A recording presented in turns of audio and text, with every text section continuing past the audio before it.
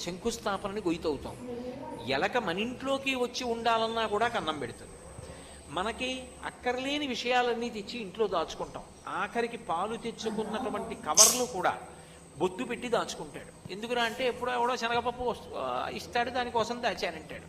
ఎలక దానికి అవసరం ఉందా లేదా లేదు, ప్రతిదాన్ని ఎత్తుకుపోయి కడుపులో పెట్టుకుంటుంది. మనుష్యునికి అధిక సంతానం, ఎలకకి అధిక సంతానం. మనుష్యుణ్ణి ఎవడు పెంచి పోషించి డబ్బిచ్చినా వాడికే ముప్పు తెస్తాడు. ఎలక ఏ యజమాని ఇంట్లో ఉంటుందో ఆ యజమాని పడుకున్నప్పుడు వాడి కాలు వేడుకుంటుంది. శ్రీచక్రం.